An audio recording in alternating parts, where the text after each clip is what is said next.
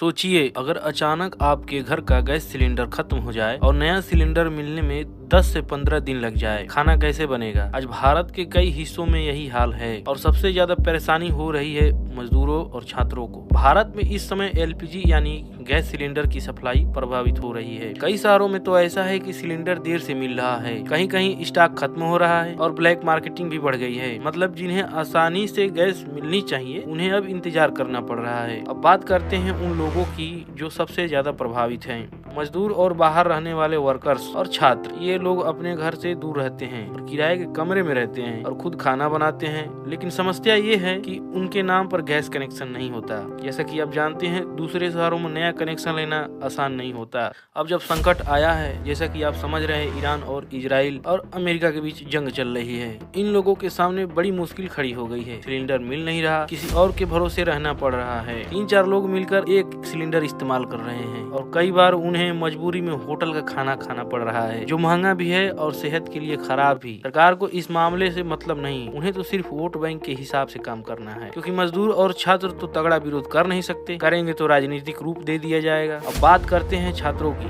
खासकर उन छात्रों की जो बाहर रहकर सरकारी नौकरी या परीक्षा की तैयारी कर रहे हैं। उनका रूटीन होता है जैसे 8 से 10 घंटे पढ़ना, किसी की 12, किसी की 14, कम बजट और खुद खाना बनाना। लेकिन अब गैस नहीं है तो खाना कैसे बने। बार बार बाहर खाना, ज्यादा खर्चा आता है छात्रों के लिए, सेहत खराब और पढ़ाई पर असर पड़ता है। कई छात्र अब सिर्फ मैगी और ब्रेड पर सरवाइव कर रहे हैं या इंडक्शन पर शिफ्ट हो रहे हैं, लेकिन हर किसी के पास ये ऑप्शन भी नहीं है। मतलब सीधे सीधे पढ़ाई पर असर पड़ रहा है। सरकार ने तो नियम निकाल दिया कि ब्लैक मार्केटिंग बंद हो जाएगी और जिसको सिर्फ कनेक्शन है उसी को गैस सिलेंडर मिलेगा। सरकार ने इसके बारे में कोई बात नहीं की। बाहर रहने वाले स्टूडेंट और वर्कर्स जो दूसरे सिटी में रहते हैं उनको किस हिसाब से गैस वितरण किया जाएगा। अब सीधे सीधे पढ़ाई पर असर पड़ रहा है। अब आते हैं सबसे खतरनाक चीज पर, वो है ब्लैक मार्केटिंग। जब शॉर्टेज बढ़ता है तो कुछ लोग इसका फायदा उठाते हैं।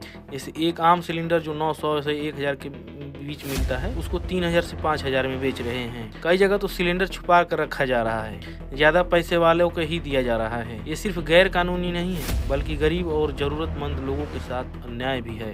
तो अब सवाल है कि इस समस्या का समाधान क्या है। आइए शॉर्ट टर्म में जानते हैं। इंडक्शन या इलेक्ट्रिक कुकिंग का इस्तेमाल करें। 2 से 3 लोग मिलकर एक ही साथ खाना बनाएं। सस्ता मेस या टिफिन का जुगाड़ कर ले या ज्वाइन कर ले। गवर्नमेंट लेवल पर क्या होना चाहिए, सप्लाई बढ़ानी चाहिए। ब्लैक मार्केटिंग पर सख्त एक्शन लेना चाहिए, जो कि सरकार ले भी रही है। माइग्रेंट वर्कर के लिए टेम्परेरी कनेक्शन हो, जिसके ऊपर सरकार की कोई टिप्पणी नहीं आई है। लॉन्ग टर्म पर इंडिया को इंपोर्ट पर कम निर्भर रहना होगा, यानी कि खुद को आत्मनिर्भर बनाना होगा या इंपोर्ट डाइवर्सिफाई करना होगा। अल्टरनेटिव फ्यूल को बढ़ाना होगा। ये संकट हमें एक सच्चाई दिखाता है कि जब भी कोई बड़ी समस्या आती है तो सबसे ज्यादा असर पड़ता है गरीब, मजदूर और छात्रों पर। जरूरत है सही सिस्टम की और इंसानियत की, ताकि कोई भी भूखा ना सोए और किसी की पढ़ाई ना रुके। अगर आप भी इस समस्या को समझते हैं तो इस वीडियो को शेयर करें, ताकि ज्यादा से ज्यादा लोगों तक ये पहुंचाई जा सके। यदि आप इस चैनल पर नए हैं तो इस चैनल को जरूर सब्सक्राइब करें, ताकि हम अगली वीडियो आप तक पहुंचा सके। धन्यवाद।